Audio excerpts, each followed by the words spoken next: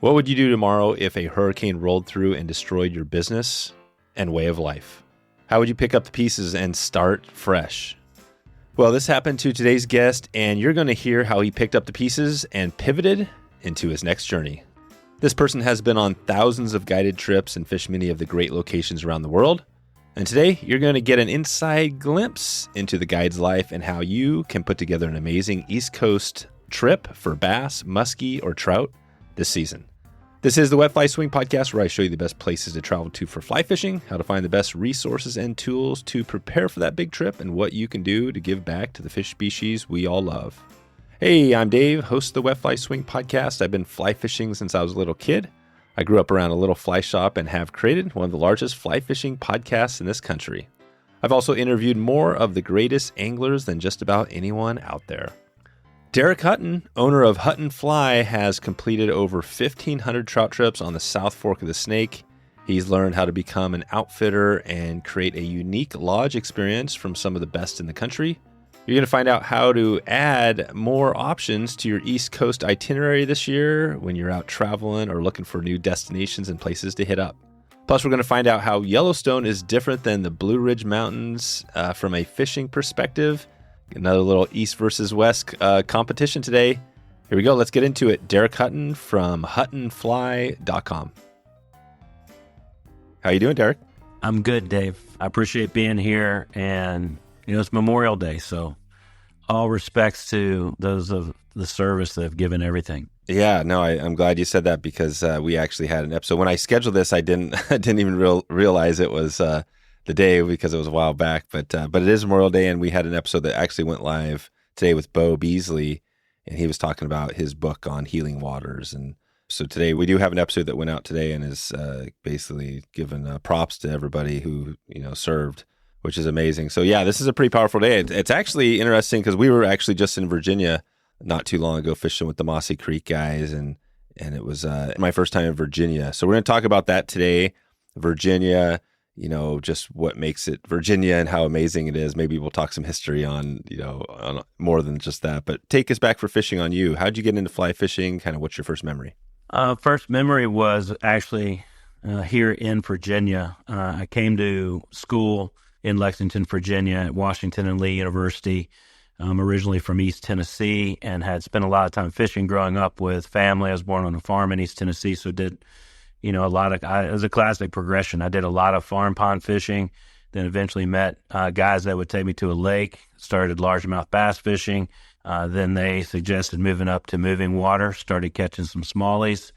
And I thought ultralight spin tackle for smallmouth bass was, the top echelon of light tackle sports fishing. Then I came to university here, Washington and Lee in Lexington, and met people from all over the country, particularly from the Northeast. One person in particular, Rich Paney, and he became one of my closest friends and fraternity brothers and pledge brothers and roommates. And he introduced me to fly fishing my freshman spring here at Washington Lee University. So I started fly fishing 18 years old in Virginia, and I'll be 53 in July. So that's about a 35-year career. It's turned into a career. Fly fishing didn't start that way, but that was my first memory, was fly fishing the creeks around Lexington, Virginia with Rich Paney. Right. And then you made your way out west, I know, with WorldCast, who we also fished with in the last couple years. That's a kind of a famous area, right? South Fork of the Snake, all of that. We've talked quite a bit about that this year. It's been awesome. So we've kind of been bouncing around too. How did you get out west? What was that transition when you got out to, and was WorldCast the first group you worked with out in Idaho? Yes, WorldCast was the original group, and worked with them until I left the West in 2020. So my wife and I, we were Southerners, kind of regionally identified ourselves as Southerners. So it's a sporting and outdoor lifestyle in the Southeast because the weather's so good and there's so much open space. But I gave it a go in kind of the corporate world initially in my 20s and was just dissatisfied with how I was spending most of my time. My wife, Margaret, kind of understood that. We were seeking a little bit more of an adventuresome lifestyle. So we were kind of young and idealistic, but we kind of looked at the West, and to me, the greatest place in the world, and I thought heaven was Yellowstone National Park. So that was the target, was to be somewhere in the vicinity of Yellowstone National Park because of, the untouched wilderness, the big rivers, the trout fishing, the large animals, the intact greater Yellowstone ecosystem. So to me, there was no greater spot in the world than Yellowstone National Park. And so we kind of scrutinized little communities all around the park, and from Bozeman to Jackson, to West Yellowstone, to Big Sky, to, smaller towns on, Meeteetse, Wyoming. And, I was right at 30, 31 at that point. And, Jackson was realistically, I thought, a great location. It was expensive for a young person or someone who wanted to ski, fish, and climb all the time to live there. So we kind of discovered and found the community of Victor, Idaho, and which was just on the west side of the Tetons. From Jackson to Wilson, You go over Teton Pass, you land in Victor. And when we moved there, it was less than 800 people and just an intersection. I think it was a flashing yellow light. That's what I remember. It might have, and then it wasn't even a four-way stop. It was just a flashing yellow. And now I think they went to a four-way stop, and now out there's a traffic light. It was tiny, less than 800 people. And my family, we were four of them. I was married with two young kids, and we specifically went out there for lifestyle purposes, ski, fish, and climb. Ski, fish, and climb, that's right. And you were you taught some of the schools at the Targhee, kind of that skiing resort? Yeah, I started there. I wanted to ski every day in the winter, and so went to work for the resort. And my first year, I just worked as an instructor. I was there every day skiing and working for the Grand Targhee Ski School. The next year, there's a little bit of a progression there. They called me and said, "What are you going to do?" And I was like, "Well, I just had a great season fly fishing with WorldCast." And they said, "Why don't you come back and manage our youth ski program?" So I'm an instructor. Next year I was youth program manager. And then they, there was a recession in there, right? 2008, everybody was getting smaller, especially discretionary expenditures. So the ski school basically consolidated down all the roles of management into one role called the ski school manager. That was the initial title. And they handed that to me. So from basic, so it was a pretty, I wasn't 24 anymore. So I managed the Grand Targhee Ski School, and through both a recession and the ensuing expansion. So when I left, it was, a staff of 76 ski instructors. I guided, pre-opening for, powder. I loved it. I mean, I love Grand Targhee. It was a great mountain. There was nobody there 20 years ago, except avid skiers. And so I ran the ski school there for just over 15 years. And my last season running the ski school for Grand Targhee was 2017, I believe. And right around 16, 17, fishing took over my entire year. And so basically I stepped away from being the ski school manager at Grand Targhee. I'll get the exact date right, but I stepped away from being the manager of that department, which was very successful. It grew over the years. And then basically supplemented guiding full-time. I was a full-time traveling guide. I guided for Wyoming fly fishing guides in Casper, Wyoming in the spring to get to those spring fisheries. Not unusual for Western guides trying to extend their season. The Snake River season is just too short for me to make a go of that financially for the whole year. So I was headed to the North Platte in Wyoming. I did that for 10 years, started in 2008. And I did my last trip there actually as late as 2018. It might have been 10 or 11 years, and guided there kind of March, April, and into May. And I guided most of May on the North Platte because the rivers would be too high, and a lot of them were blown out in the Tetons. But WorldCast Angler ended up, Mike Dawes, who's the general manager at that time, who had a lot of influence on what I do even today. But Mike Dawes and the ownership of WorldCast Anglers acquired permits on the Henry's Fork. And when they acquired those Henry's Fork permits, everybody knows Henry's Fork fishes great in April and May. So I transitioned back from the North Platte back to Victor, and I could start earlier and earlier because of the favorable conditions of the Henry's Fork, April, May, and June. A few places that are better than the Henry's Fork in June, late May and June. And then to the South Fork, July and August, and then over to the Snake proper in Wyoming, August and September. Everything out west is excellent. September, October is low and clear and good. So my season ran March through October out there, and then the skiing was November through April. But then eventually I started within WorldCast Anglers, and Mike Dawes had a lot of influence on this. We started an international destination hosted trip program with our WorldCast Anglers trout clients. And basically Mike Dawes introduced that to me, and he kind of started it, I would say.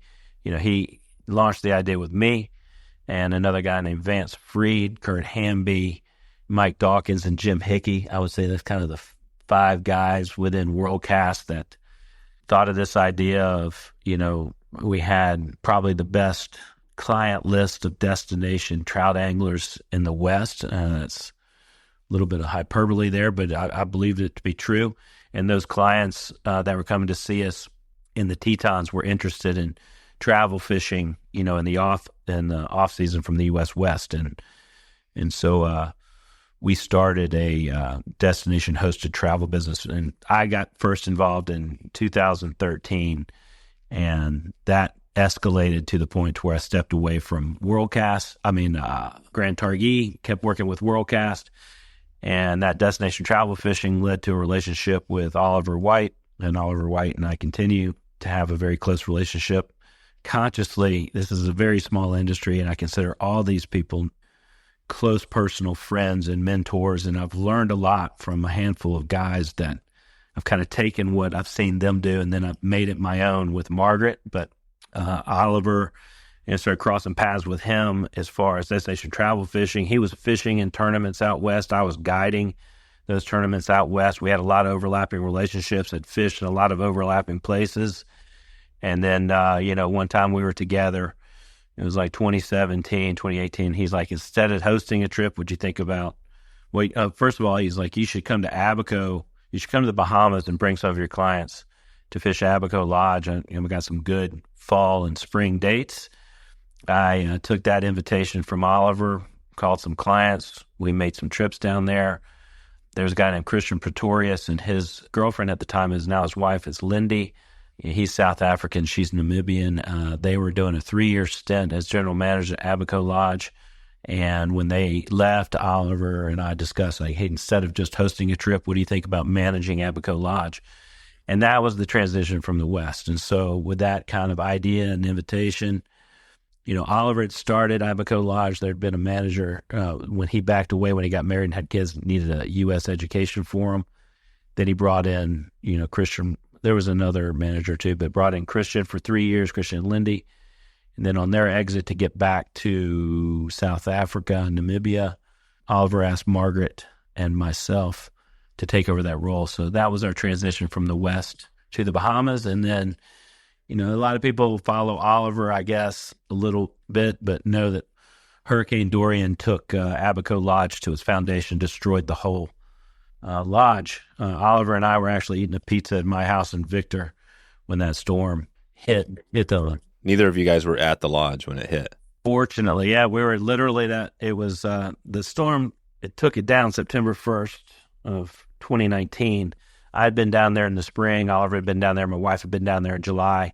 But we were all back in Victor. Oliver was fishing out west. Oh, wow. So when that hit, were you the manager of Abaco when that hit? It was the transitional period because it was the hurricane season. And so Abaco Lodge shut down July 1st. My wife went there for the shut. I was there in March, early April. And then my wife went down in July literally to get, the books and the keys. And, we all met the staff. And so there's transition. I was taking over the reservation book. It was a multi-month transitional period. And Oliver and I were spending more time together. We'd gone to North Carolina to stay with him, discuss the lodge. He'd come out west. And our relationship was going from acquaintance to friendship to business partners. But all intents and purposes, I was going to work for him. And we literally that Friday, the storm looked like it was going to kick north, but it was just east of Abaco. And we were literally in my living room eating a pizza together with my oldest son and watching the Weather Channel. And as it moved, we both looked at each other and we said, it is going to be an absolute direct hit. The eye of the storm is going to pass over Abaco Lodge. Obviously, all the infrastructure was not knocked out, but there were islanders on the ground with satellite phones. But the storm's so heavy, you can't even squeeze off a satellite. Everybody knows you can't squeeze off a satellite phone call in a heavy tropical. And that storm sat. I know this is a little bit long-winded here, but that storm sat for 72 hours on top of Abaco and between Abaco and the east end of Grand Bahama. It was basically like a weed eater on those two islands. And so it destroyed Abaco. This year, I ventured into the heart of eastern Idaho's Yellowstone Teton territory where the fish were larger than life and the waters held the secrets of the best fly fishing out west. With crystal clear rivers like the Henry's Fork and the South Fork of the Snake and enough lakes to keep you going all year long, make your way to Yellowstone Teton territory and embark on a journey to one of North America's finest fly fishing destinations. It's time to experience eastern Idaho for yourself and support this podcast at the same time. Imagine your perfect cast in the pristine waters of Bristol Bay, the heart of the Alaskan wilderness. Togiak Lodge sits in this unique paradise, offering unmatched fishing amidst breathtaking landscapes. Envision yourself right now amidst nature's best, with every fish narrating its own epic tale. You can visit togiaklodge.com right now. That's Togiak, Togiak. Your story woven into the fabric of Bristol Bay, where every cast is a memory, every fish is unforgettable. What was left of, because we talked a little bit, we had Oliver on last time here earlier this year. We talked a little bit about it. We talked more about South Fork Lodge, but what happened to Abaco? Was it completely destroyed? Completely destroyed. The main lodge building was flooded. There were quite a few fatalities on Abaco because of the storm surge and the winds. At that point, Dorian was the highest recorded tropical storm to hit the Bahamas. I think it still is. And those storms go up to class 5, but they don't classify anything higher. They do increments of wind to go from 1 to 2 to 3 to 4 to 5. But once you hit 5, you don't put another number on it. But those winds continue to go up.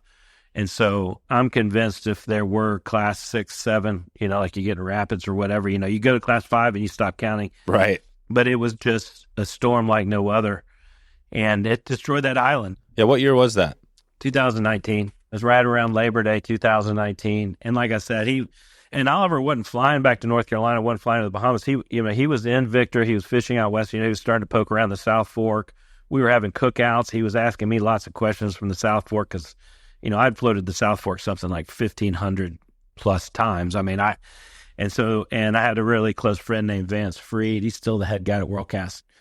And he was very good friends. So the three of us would cook out, and we didn't know it at the time, but he was on a reconnaissance mission on the South Fork. So we were just having barbecues, and he was asking us every single question about the South Fork. But he was out west, and then we watched that storm hit, and he's like, man, I got to go. And he got in his truck, and he drove across country from Idaho back to North Carolina. Oh, really? Yeah, he drove to Chapel Hill, where his home was with Beth and the kids. And, he was on the road for, I think it was 2 days. He was a full-blown push, 12, 16-hour drive days. But so we talked over those next 2 days, and then when he finally got back to North Carolina, the storm cleared enough because it literally just stayed on top of that area for almost 3 full days. And then the first satellite phone, we started seeing images that were just devastating, and we knew it was done. And then finally able to put eyes on the lodge. I got a satellite phone call off from a caretaker, and it was gone. And I remember him calling me and said, Derek, I hate to tell you this, but Abaco Lodge is gone. It's devastated. He's like, the boathouse is gone. The main lodge is gone. There's some wreckage in the corners. The boats are askew in the woods. Some of them are in the water. Some of them are missing. There's also people were trying to survive. All the boat motors were gone. It was a complete loss. The ownership group, which was Oliver, backed by an American investor, and Fernando de la Carreras of Nervous Waters, an Argentinian, was the other partner. And, it was a complete loss, but they took the insurance check and So that island was devastated. It was just trying to get back on its feet again. It got hit by COVID, so it was mothballed for another year. But Abaco was rebuilt by Fernando and got online it was 1 year ago. They are celebrating their 1 year anniversary this May. They actually opened May 1st of last year. So they reopened with 6 rods May 1st last year. So they're offline. It took 4 years to get that going again. Just my own personal part of that, Oliver made the call to me and he said, Derek, the lodge is gone. The job is gone. Margaret and I we were prepared to move, we're moving full time to the Bahamas. But from travel fishing in South America, I had a pre-existing relationship with Fernando de la Carreras in Argentina. And I'd fished at several lodges down there in Argentina in the years with WorldCast. And he was a business partner of Oliver's. And so when it got cut loose, he was the majority owner in Bears Lodge. And so with a lot of hand-wringing but thoughtfulness, Fernando called Margaret and I with Oliver. Oliver made the call after discussing it with Fernando. And Fernando wanted another management team at Bears. And so we Margaret and I redirected and took over Bears Lodge in 2019, September, 2 weeks after Dorian. And we were down there 3 years. And then looking for a way to get back to the United States, evaluating proximity to family, fishery, and economic or, financial opportunity or financial sustainment. We transitioned from the 3 years at Bears in the Bahamas to here in Lexington, Virginia. We have a traditional bed and breakfast, which is our lodge, adjacent to excellent fishing water where we can fish and guide and outfit year round. And that's the story, man, Yeah. Kind of long-winded, but that's the story. And That's good. I love it because it captures a lot of, like I said, we had Oliver on a couple times and here, and, we've heard some of the stories of his transition, but you were in there. It's cool to hear because you guys became friends and, you're on this track and, obviously 1,500 times fishing the South Fork or whatever. That's crazy. But now you're back to basically your home area, right? Near your hometown, kind of not too far from where you grew up. Yeah, that's exactly right. I'm originally from East Tennessee, and what brought Margaret and I both here to Virginia was college. She went to Radford University, which is just south of Roanoke. I went to Washington and Lee University, which is here in Lexington. So we dated all through college, and so 18 to 21, 18 to 22, those were the golden years. We were dating, we were young. Virginia's a beautiful state. We loved it, and it's close enough to our family, a lot closer than Idaho, to our parents that we wanted to be closer to within driving distance. And we both have siblings here in the East Coast and the Southeast. And so our transition back to Virginia had a couple elements in it. Margaret was fatigued with winters. That's one of the reasons I took the gig in the Bahamas. It was a great transition, but it was also to get my wife out of those long 8-9 month frigid, cold, high elevation winters because she's an Alabama girl. And then that's one of the reasons led us to the Bahamas, and then about to be closer to family. And then also the real estate trade. We were fortunate enough to buy a house in Teton Valley, Victor, like I said, when it was just a flashing light and less than 800 people. And all of a sudden, Victor was a place where no one wanted to live, all of a sudden to be a place where everybody wanted to live in a period of about 20 years, just under 20 years. And so we saw a very favorable trade to basically have our own lodge. And when I say I kind of have a roll-up view, Rich Paney, who I mentioned earlier, I met here in college, is a close personal friend. He's also the owner-operator of Trout Hunter in Island Park, Idaho. And then I went to, so my visits out there earlier in my 20s were mainly to spend time with Rich. We're back in the glorious A-bar days in our late 20s and sleeping on couches and camping out on the Henry's Fork. And he was guiding, but then he got the permits on the Henry's. So I was going up to visit him a lot. And so that was my earliest fly fishing memories, was Rich Paney here in Virginia, and then continued out west. I basically went out to Victor, hooked on with WorldCast, and then was influenced by Mike Dawes and Jim Hickey. Jim Hickey's a Virginian. He lives in Jackson, or he was from Virginia as well. And Jim Hickey and Mike Dawes hired me on at WorldCast, and basically I saw how an outfitter is run. And then when I was working and friends with Oliver, I saw how destination lodges and travel fishing was run. And so I kind of took those things from, Trout Hunter, WorldCast, and the Bahamas, and Margaret and I tried to take all the best things we've seen or liked, and now we have our own operation here. So that, it's just classic progression. For some people, I think that that's the cool thing about this story, and hearing, the full story here is that, it is, but it's also, you along the way probably working, your ass off right along the way and working. Oh yeah, man. I was instructing. I was night auditor at the ski resort. I did shift work from 11 p.m. till 6 a.m. And that's what it is with this stuff. You explain that a little bit. What were you like? Was it a big, the transition of, do you see it as a grind, or do you see the whole, looking back over the last 20 years, like, man, this has been amazing? Oh, I see it as amazing. I mean, I get chills just thinking about it. I mean, in a way, I loved it, but it was a grind. It was, it's one of those decisions you make. Even my boys, when they were younger, we called it the winter, the poverty season, just because, skiing is not that lucrative, and oh, really? So I was guiding, it's not as good as running solid trips every day, but it was a decent salary job. But, you did everything. Like I said, I picked up odd jobs, extra hours, shift work at night. I mean, in the winter, I was guiding before the lifts open, then instructing while the lifts were open, then setting the schedule as a ski school manager, going home, eating dinner, coming back, then be night auditor. I mean, I didn't do that for 15 years, but some, from 11 to 6 in the morning, go back to the truck and, take a nap from 6 to 8, and then go to a meeting and do it all over again. And, and then the other guys, it wasn't me. I mean, there are other guys out there. Will Froelich, who's now the mayor of Victor. I mean, Will Froelich and his wife, Greta, and she's now the guest services director at Grand Targhee Resort. I mean, they have these, they're true professionals, right? But, back in the day, I would be sitting on the roof of Jackson State Bank hanging Christmas lights with Will and Greta.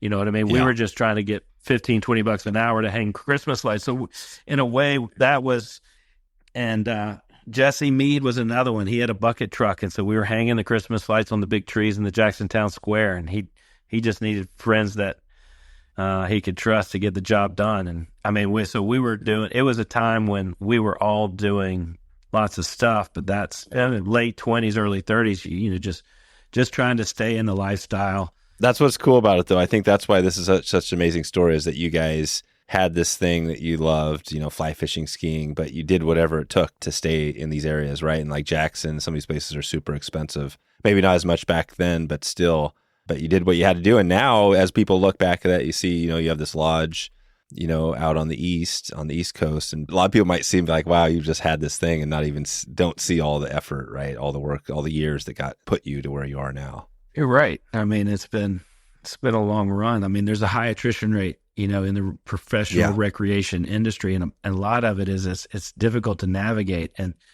a lot of it is not, you can't really plan it. It's more of kind of, you watch other people, right? You have to see who else is somehow successful and figure out, why are they advancing and why are they being successful? And I would add that everybody needs to do this. You got to see the people who are advancing, and if that's where you want to be. And so, I bring back those names. It's Rich Paney at Trout Hunter. It's Jim Hickey and Mike Dawes at WorldCast. It's Oliver White kind of independently, but, and all those guys, I mean, they just happen to be guys. I mean, there's wonderful women in the industry.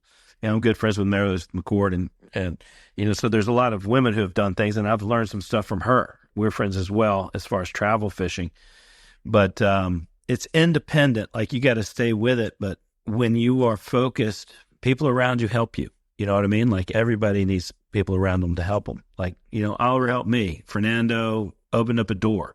So recognizing what made other people successful and looking for those opportunities for yourself. Jeff Currier was in Victor at the same time. I mean, he was an outfitting manager, right? But he's also an incredible artist and one of the best fishermen I've ever been around. When I want to figure out how to catch a specific fish, whether it be a carp or a bumphead parrotfish. I mean, my first text would be to Jeff Currier. I'm like, how do you fish these things? It's a good resource to have. Yeah, and he and Granny lived, one block behind Main Street and Victor, and one block north of WorldCast Anglers. I mean, that whole group, from Jackson to Victor up to Island Park. I mean, that was just a great place to be, from 2005 to 2020. And yeah, obviously things have growing just like a lot of places, right? They've growing, things are changing.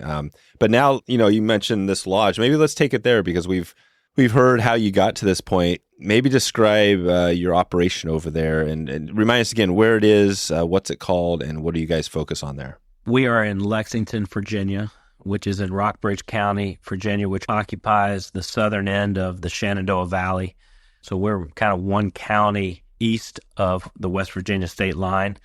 The Blue Ridge Mountains border us to the east. We're in the valley, Shenandoah, and then the mountains to our west are the Allegheny Highlands, which kind of separate Virginia, or is the boundary between Virginia, West Virginia, and extend up to western Pennsylvania. So we're in the valley between the Blue Ridge and the Alleghenies, the southern side. This entire valley, the north end is drained by the Shenandoah River. The south end is drained by a lot of creeks and springs that all gather into the main river, which is the James.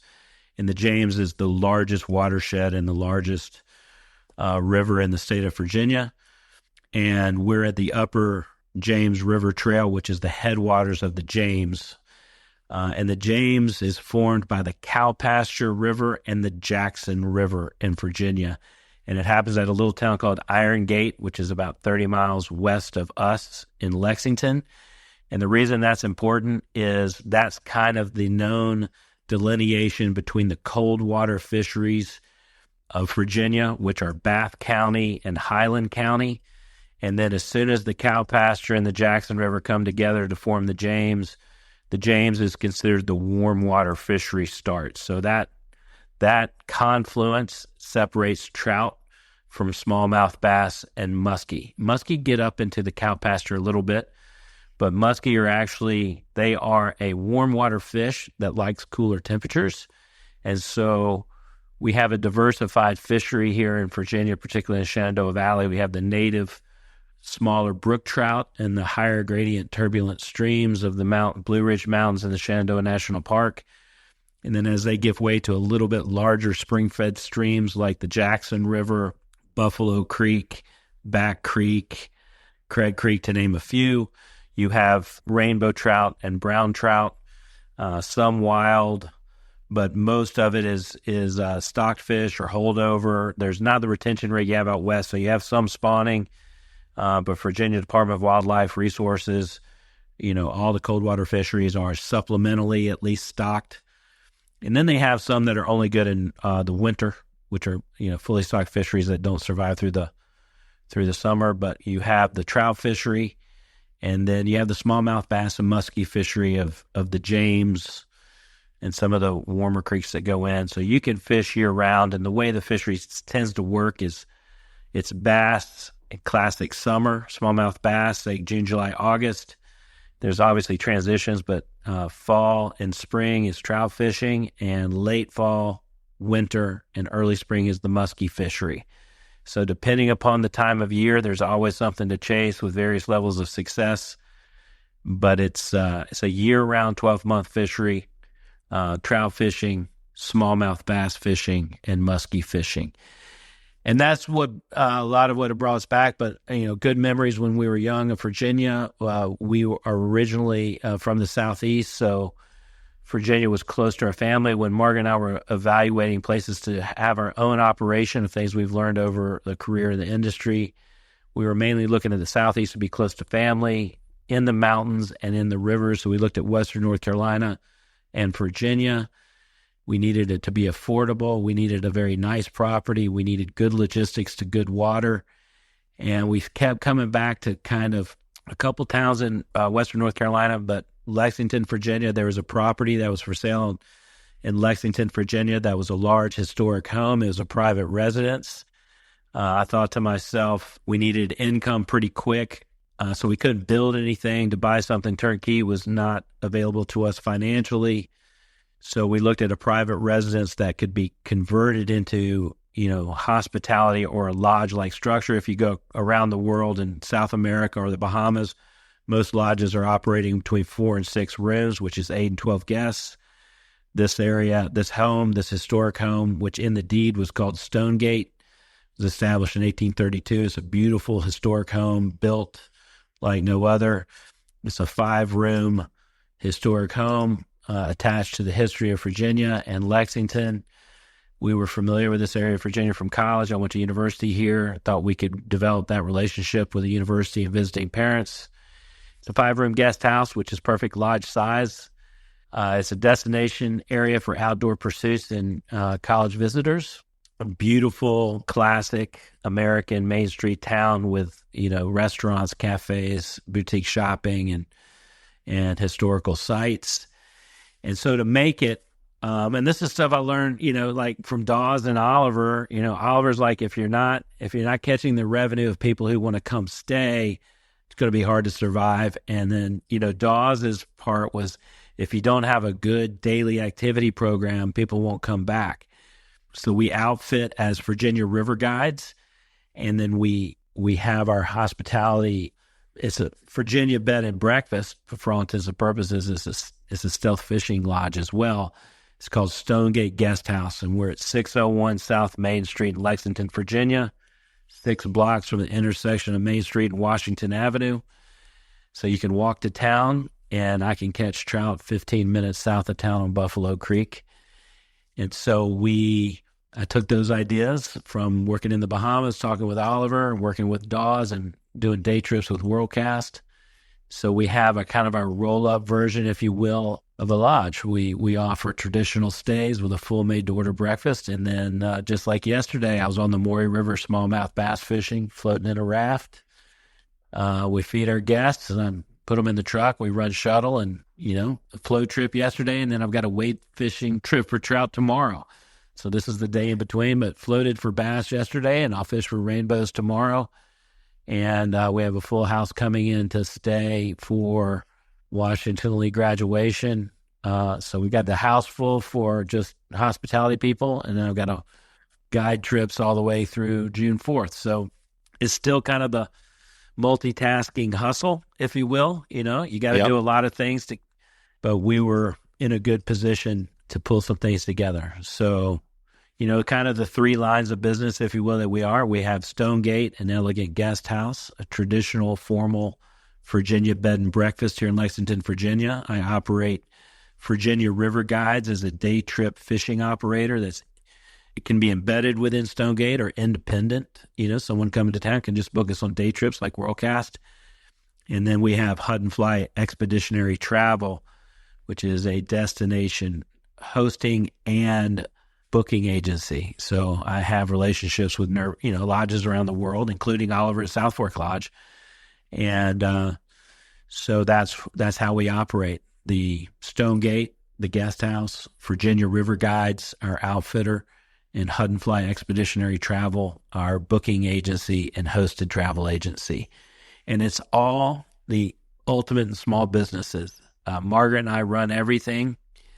And then I have a very small guide staff of younger guys who love to fish and love to get paid to take people fishing. And we row and walk the rivers and streams of the Shenandoah Valley. So that's it. It's not, it's not rocket science, but it's a high touch, high level of service, physical. It's lifestyle driven, right? We don't punch in and out. We live it, all year round. Guests coming and going early in the morning, through the weekends. Call me for a float trip. If the schedule's open, I go. If I'm committed, I call Owen Murray, a young man, or a retiree named Joe Irby, so we get the trips done. And, it's still the fly fishing industry. You kind of have to take advantage of the doors of opportunity. Imagine embarking on a journey to Alaska, that ultimate destination for adventure seekers. With FishHound Expeditions, this dream can become your reality. Picture yourself amidst the wild Alaskan landscape where the northern lights dance across the sky and you're reeling in some of the biggest rainbow trout you've ever seen. It's an experience that feels like a dream, but with FishHound, it's an adventure waiting to happen. If Alaska is on your bucket list, FishHound Expeditions is the key to unlocking that dream. Visit fishhoundexpeditions.com today and mention that you discovered them through this podcast. That's FishHound Expeditions. Don't just dream about Alaska, experience it with FishHound. It's time to talk about something that elevates your fishing experience. Stonefly nets. Nestled in the heart of the Ozarks, Ethan, a master craftsman, dedicates his skill to creating the finest wood landing nets. They aren't just tools, they are works of art blending tradition and craftsmanship. You know, every time I set my Stonefly net in the water, it's not just the fish that catches my eye, it's the beauty of the net itself. These nets are tailored to your fishing style with options to customize the size, handle, and even the intricate wood burls. They are a perfect mix of functionality and aesthetic appeal. And let's talk about the memories. Just like Ethan, many of us cherish fly fishing as a way to connect with our past and creating lasting memories. Stonefly nets are more than just nets. They are part of our story, each cast and every cast. Are you ready to make fishing trips unforgettable? Visit stoneflynets.com right now and discover the difference a handcrafted net can make. What do you think most of the people, it sounds like you got a diversity of species, but what's the most common species or time of year people are hitting you up for trips? You know, we're busiest when we have two universities in the town, Washington and Lee University and Virginia Military Institute. So there's more visitors spring and fall that coincide with weekend activities at the university. So we're busiest in spring and fall, and that's trout season in Virginia. And most people, if they were to Google me or look up, and prior clients and destination clients, I'm most closely associated with trout fishing. So most people, they want to go catch a rainbow. And so the majority of fishing we do is walk and wade fishing, small streams for rainbow trout, and we float for bass. You know, it's hard to float for trout in Virginia, except for like South River and the South Holston, but that's really far south of us here. That's really what's called Abington or Bristol, Virginia. So trout fishing here is wade fishing. The bass fishing is float fishing. And I would say the last 2 years I've done far more trout guiding and more trout focused. I mean, fly fishing tends to be trout focused. I mean, everybody's gateway into, the majority of people's gateway into fly fishing is a 5-weight and a rainbow. And once you catch a rainbow on a 5-weight, you start looking around and seeing what else is available, right? And they're like, are there brown trout? Are there brook trout? You start looking at species. And then if you want to float and have a river trip here, it's smallmouth bass focused. And smallies they're not easy to catch, believe it or not, and they're tough. And it's streamer fishing. Most people don't come into fly fishing as streamer fishermen. They come in a different way. But so I'm seeing, but I've rowed a boat for a lot of years and I love floating. And so I'm actively transitioning trout clients into smallmouth bass clients. I kind of did this on the saltwater side. I'm trying to take dry fly guys or dry dropper fishermen or even nymph fishermen and convince them that streamer fishing is fun. Yeah. And if I can convince them that streamer fishing is fun, then they will love a smallmouth bass trip. Right. How do you do that? How do you convince them that streamer fishing's fun? You have to let them experience it first. Like it's very awkward if you're going from fishing, a single dry or a grasshopper on a 4 or 5 weight, to go into streamer fishing. What I found is most people don't like it at first. Yeah. Because the casting, right? One thing is the casting is not as easy, or it's a little bit of a struggle. Yeah, they hit themselves and it's awkward. And, generally speaking, when you start, it's less successful than dry fly fishing or nymphing, right? Nymphing is going to be your highest volume catching, maybe dry dropper next. If you're dry fly people, streamer fishing can be perceived as, I don't know, throwing bombs or something like that into a river. But it's absolutely necessary for smallmouth bass fishing and popper fishing. And, bass is not quite as sexy as trout fishing. So you have to have someone who's a little bit more open-minded to it. But you know what? It's great. And the rivers, the floatable rivers here in Virginia are stunning. We have 2 huge national forests. When you went to Mossy Creek, we have George Washington National Forest and the Thomas Jefferson National Forest. And so you have a lot of public land with beautiful waterways And these floats are not urban floats. They're pastoral floats adjacent to national forests. And we have eagles and osprey and black bear and deer. And so it's not Yellowstone type of fauna, but you have these long 6, 8, 10, 14-mile floats that are incredibly isolated and beautiful with wildlife. And they have it has smallmouth bass and muskie in the water. So it's a different experience, but I think I ask people if they're open to it. And one way I transition to it is I will fish like a big dry fly with a really small, like olive, maybe getting into the technical aspects of it, like an olive or a black leech, or like a really small woolly bugger. And then they can mend and swing and twitch that big grasshopper or cicada. But what they're really doing is they're kind of streamer fishing underneath it. And they're kind of familiar with it as a dry dropper rig. And then the bass will eat that damselfly nymph or that little woolly bugger. All right.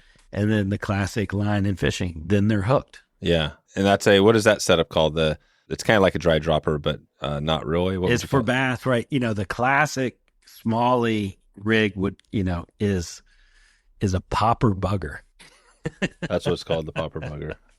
Which would be, in trout fishing, that would be dry dropper, right? Yeah.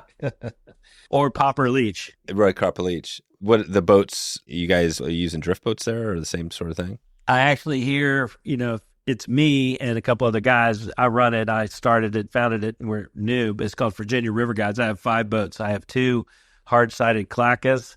I have 2 rafts, a NRS, and a liquid Sotar with a Montana raft frames. And then I have a Old Town guide canoe, which is a rowable canoe. So it's a canoe that you can use as a paddle, but I can insert so intimate water.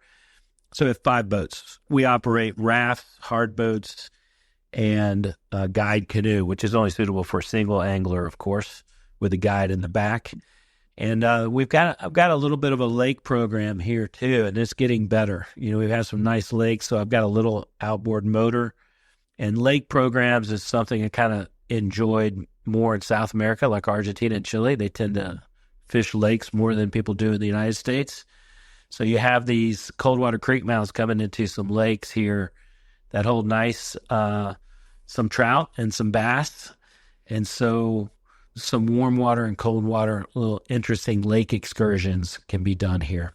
So trying to offer kind of a wide range of experiences from the beginner to the well-traveled angler.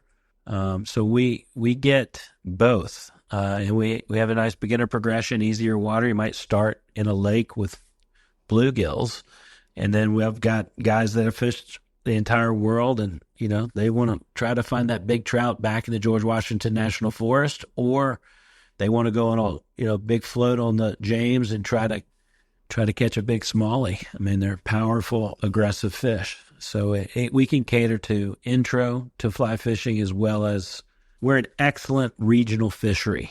We're a destination regional fishery. You can't compete with the U.S. Yellowstone. You got to put that to the side. Right. Yeah. You're not competing with, like you say, where you are versus Yellowstone. It's a different thing. Yeah, that's exactly right. And why is that? What's the main reason? Just because, obviously you have Yellowstone, the mountains and all that stuff, but the fishing wise, what's the big difference? Part of it's productivity, size. We can catch a big trout here. It's not as consistent as it would be on the Henry's Fork or the South Fork or the Snake, right? There's no cutthroat here. What would be a big, you talk about rainbow, browns, brook trout? I know brookies are smaller, but what would be a big trout kind of and where would you find that fish? We can find big trout on, this will get me in trouble with some locals here, but. Oh yeah, like spring creeks and things. Yeah, it's the upper Jackson, which is above what's called Lake Moomaw. So it's the Jackson River in Bath County, Virginia, and Highland County, Virginia. And you can go back into the George Washington National Forest. And there are more hunters than there are anglers. There's turkey hunters and deer hunters and bear hunters back in there. But I'll walk those trails back there with my fly rod, and you can hit rainbows over 20. I've had 20, 21, 22-inch rainbows in there. The slot fish is more like 12 to 14, maybe realistically 10 to 14 inches. And then there's some browns in there. I haven't hit a really big brown. I've hit one brown that exceeded 20 on Buffalo Creek, and in high teens on the Jackson. So we have one river, one creek, but they're about the same size and just named differently, that can produce fish over 20 inches. But that's not daily. That's not every trip. And then smallmouth bass fishing, 20 inches, similar to trout, that's a trophy. Most of the smallmouth bass are going to be 12 to 14. If you get 16 to 20 inch bass, obviously it's a wider bodied fish. It's a stronger fish, big mouth fish. That's a lot on a 6 or 7 weight. And that's a big fish. That's a 20 inch smallie is a 5 pound smallie. That's a tank. And then muskie in the James, I haven't hit one over 50 inches. But those exist. Most of those are going to be caught by your gear anglers, but fly fishing for muskie on the James produces muskie in the upper 20s. Let's say 24 to low 30s is going to be your most common fish.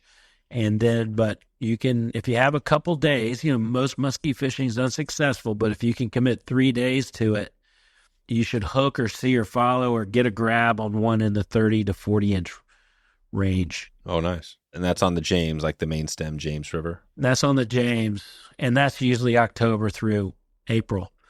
But a lot of times people call me for a day trip. I have this gentleman who I'm fishing with. Yeah, I fished with yesterday and I'll fish with tomorrow. It's one bass trip, one trout trip. I've got some guys coming in for 4 days. We'll do 2 trout excursions and 2 bass excursions. We'll float 2 beats on the James or the Maury for smallmouth bass, and then we'll wade fish Buffalo Creek and the Jackson River. And so a 4-day itinerary here, new water every day.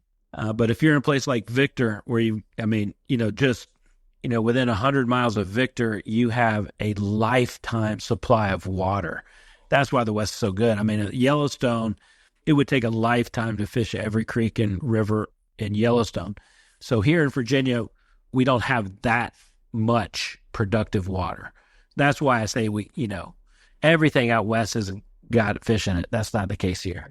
So we focus on the Maury, the James, the Jackson, and Buffalo Creek. That's some other stuff, but those are 4 focuses. You can say we're trying to become specialists in those areas. And so, that's what we're doing here fishing-wise. That's cool.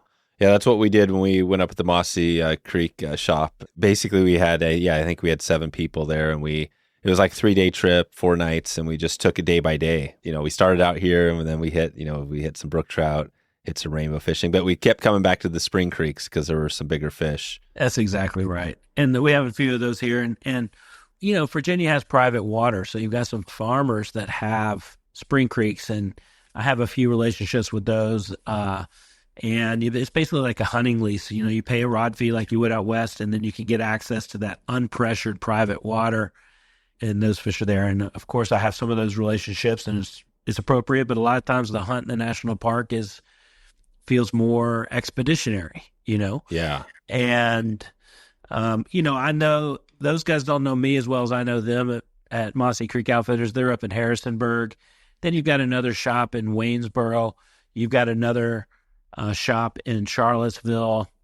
You've got a shop in Lynchburg and a shop in Roanoke. And so Virginia is an angling community, and I'm in Lexington, and that was a little bit part of my calculus. Yeah, is that I didn't want to come in and like cannibalize or seen as a competitor. I wanted to come in and complement. Yeah, so they can send to each other. Yeah, because somebody might be going to Lexington or they might be going to Lynchburg. Yeah, because I'm just over 2 years in place here, so you could call me new, but I'm not new to the industry, right? And so my background is diverse, but I also wanted to have some space where I can reach out and become friends with these individuals as opposed to being seen as a competitor. And I see it as a more like, even in the past, more of a collaborative approach. I've learned friendships work better than conflict. And and there was some space. There's some space to guide out of Lexington. So that was a little bit of part of the decision-making process of being here too. Right. Smart. There's no shop. There wasn't a shop in Lexington. No, there's no shop. and there's no really guide service other than me. Oh, okay. Yeah, yeah. So, and that's what like we were up north a little bit into Harrisonburg and Charlotte, in that area, and then you're kind of in the middle of Lexington as you keep going down the 81, Roanoke, and then Lynchburg. It's a cool area because, partly the history we said at the start, today's Memorial Day. And I didn't grow up. I grew out in the West. So getting into Virginia was really cool. And you see it with some of the names, of the places. Like Lynchburg really stands out, right? The names of these towns, and you see it in the history. Yep. How does that feel for you being out there? It feels like a lot of people obviously died, right, on these battlefields, which are literally right in this same area. I'm not even sure about Lexington, but this is the Civil War. This is where it all happened. Do you think about that a lot? I do. I'm from East Tennessee. That's the volunteer state. Okay. But I was born in 1971. I wasn't born in, 1835. Right. So, I think that's always the Civil War was a major conflict. It's going to be embedded in American history. It's part of American history. But I would go back in Virginia even a little bit further.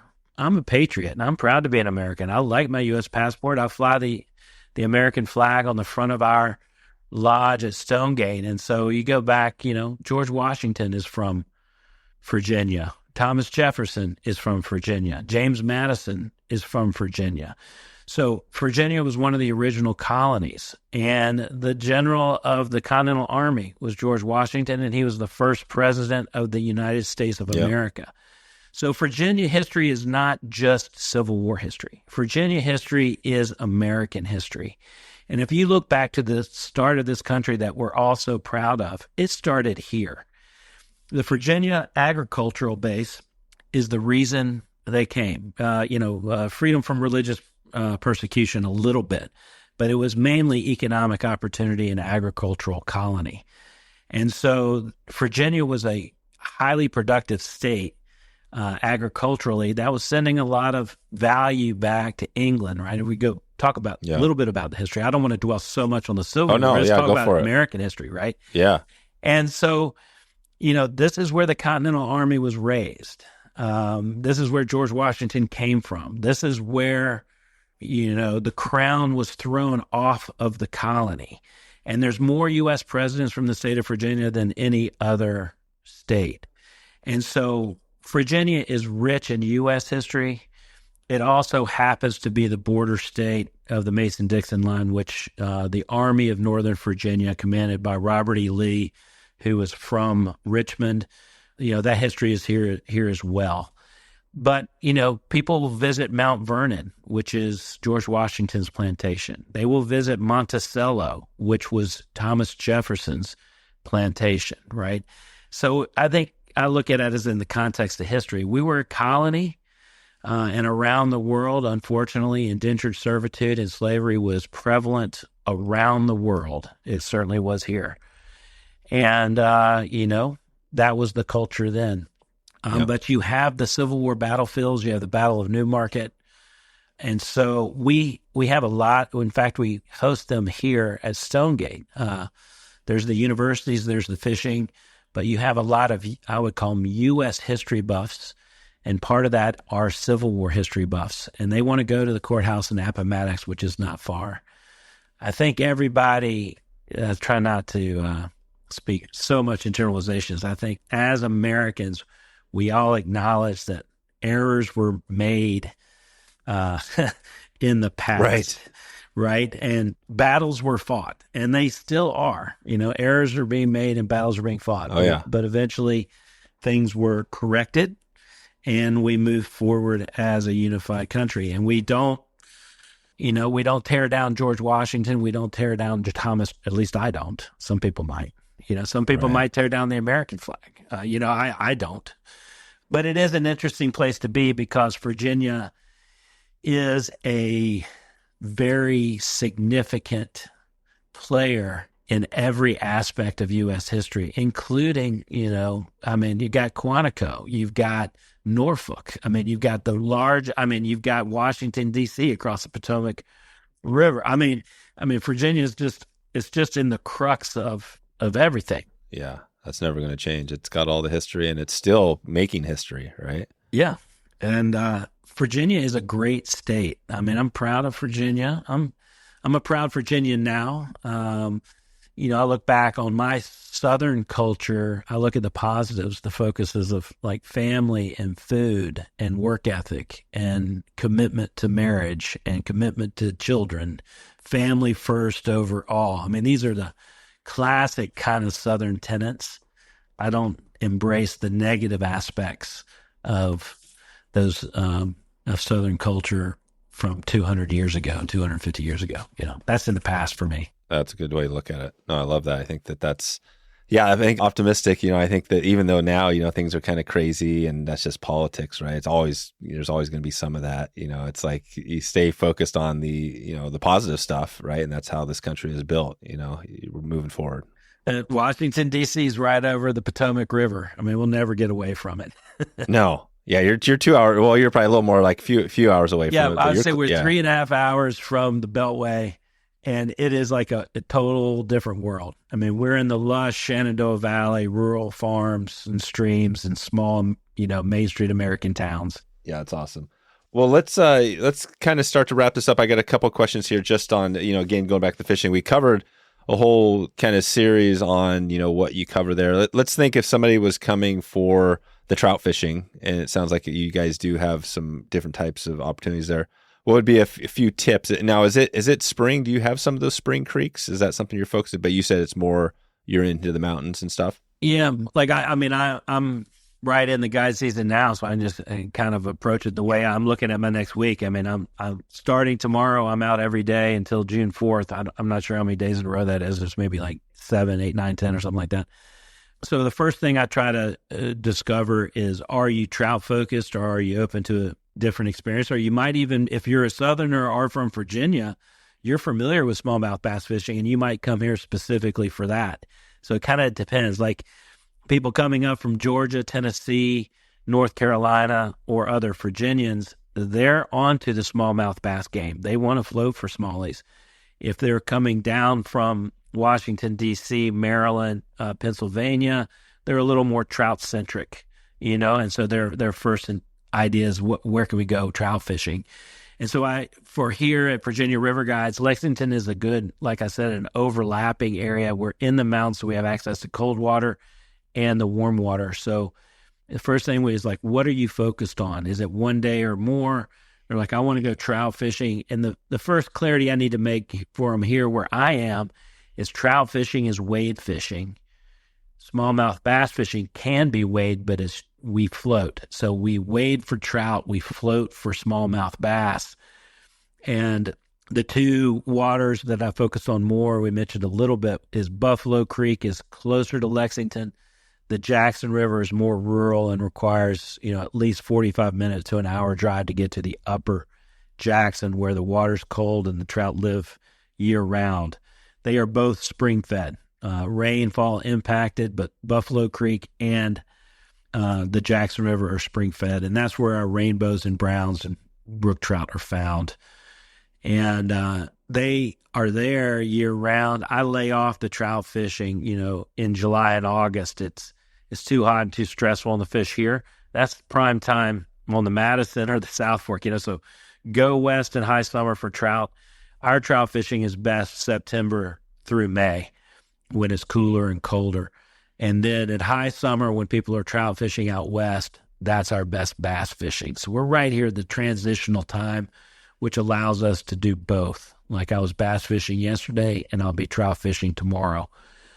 So Virginia trout fishing, use a staff. If you're older, you got to have good footwear. The rivers here are slick, so the wade fishing for trout is more physical. You can't cover as much ground as you do floating, but you do have to cross the streams over rocks. So, wade fishing for trout has its own challenges, mainly just mobility in and around the riverbanks. Virginia is a lush state, and around the rivers is even more lush. So you have a lot of branches and overhanging stuff on these small, intimate creeks. So you got to be a good, roll caster or short distance caster. We're not talking about a big opened up double haul. That doesn't work in Virginia. That works bass fishing on the James, but it's a nightmare on Buffalo Creek, right? You've got to it's like chipping and putting for trout and then bass fishing, we can open it up on the Big James. And if it's a multi-day booking, I ask people to try a float at least once. People love to float. The good thing about floating is you cover more water. You can bring coolers. If it's not working where you are, you just row forward, The river trip itself is a good adventure for people, incredible wildlife and birds. And, a bass interrupts the day every so often. And so I find people, when they do float for bass, they enjoy it. But again, most people are coming here to catch a rainbow.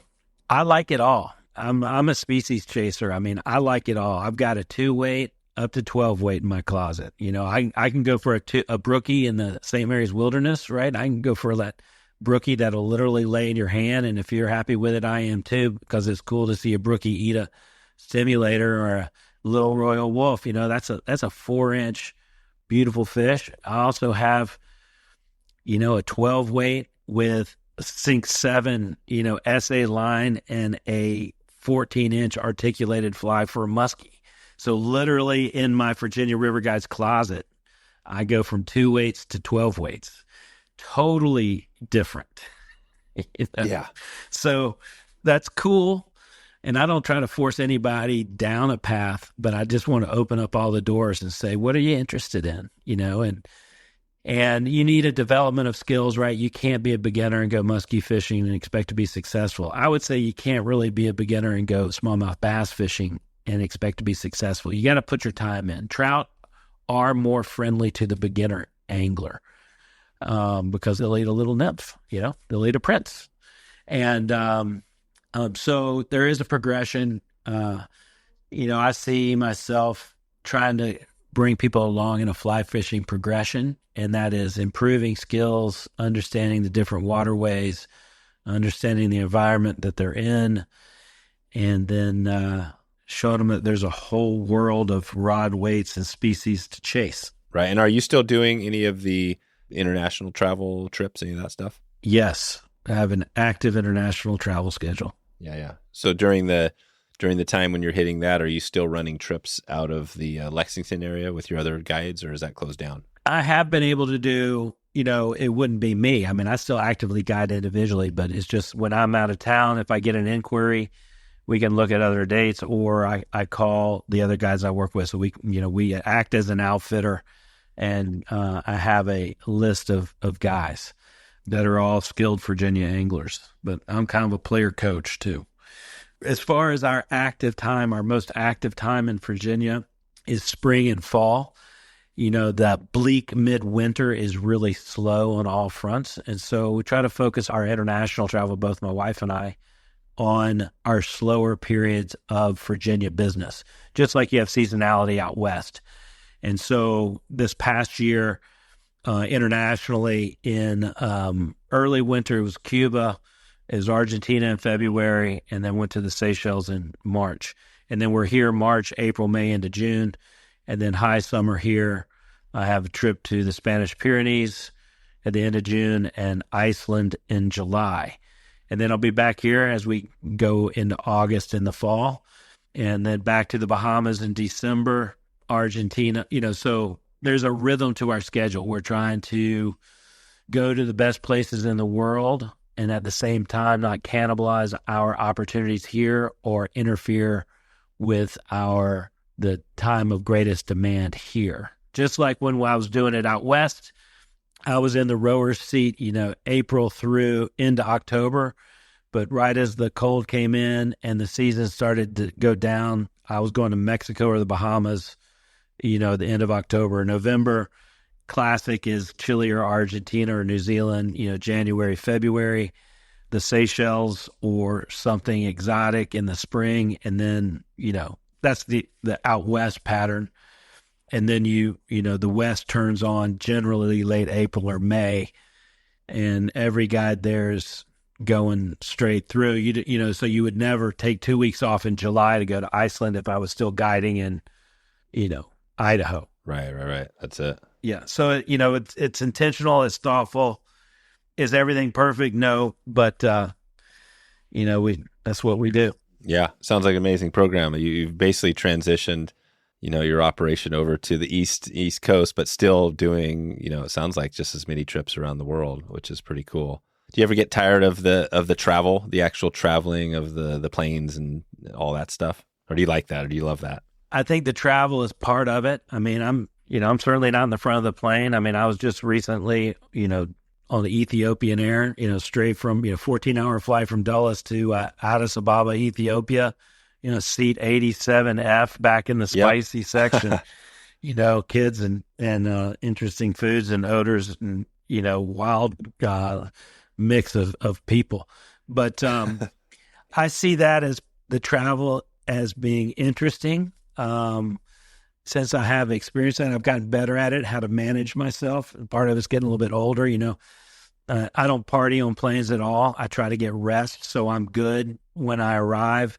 I have noise canceling headphones. If it's a super long haul, I might take a sleeping pill. So I read, I watch a movie, I correspond. And so I try to make it valuable time, even if that valuable time is just catching up on much needed rest. So I almost as a mindfulness exercise or almost a meditative process, I go into the plane and I just try to get as comfortable as I can and I don't fight it. You know what I mean? Yeah. So the travel is a lot to go to, like, say, Mongolia or the Seychelles or Australia. And I have all those trips planned and I've been to all those places. Those are big, big jumps. I mean, it can be 2 days of travel, planes, charters, trucks, boats, slinging gear, different time zones, unusual foods. I think that's part of it. I think, again, I've had some, their peers are role models. I mean, I look at, Mike Dawes and Oliver White and Jeff Currier. We're friends. And we talk about these things, and our attitude is that's what it takes. And just take the trip, and the logistics are what they are, but push through. We all, when we visit, and, we don't have roundtables, we're all in wildly different spots now.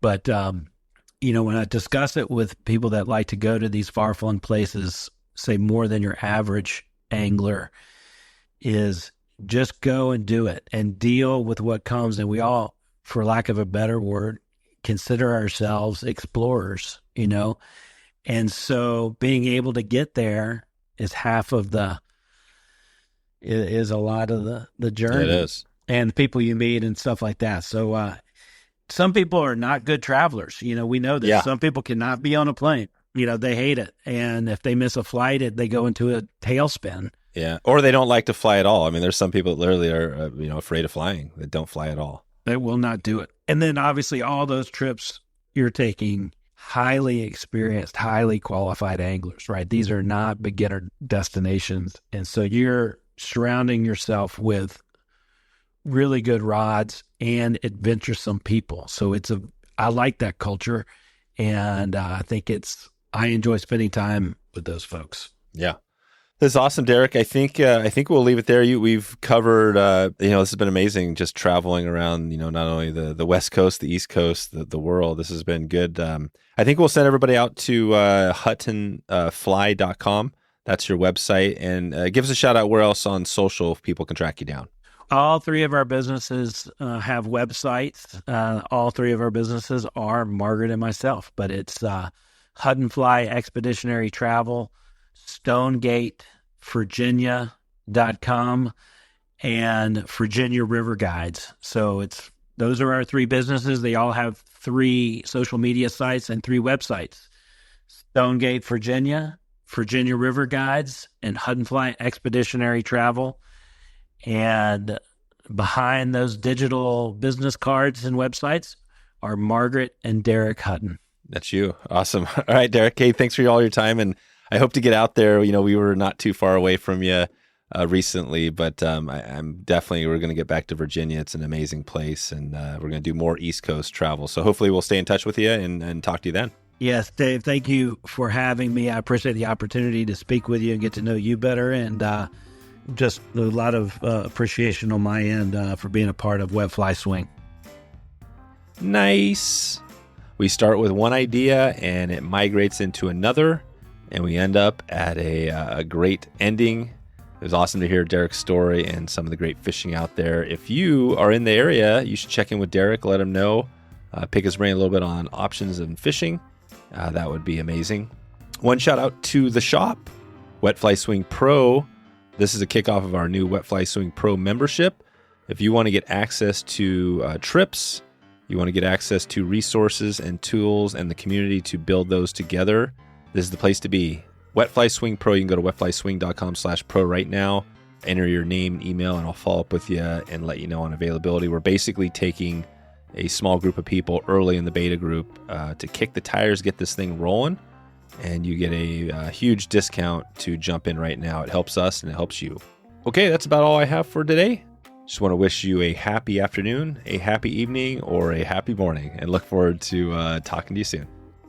Thanks for listening to the Wet Fly Swing Fly Fishing Show. For notes and links from this episode, visit wetflyswing.com.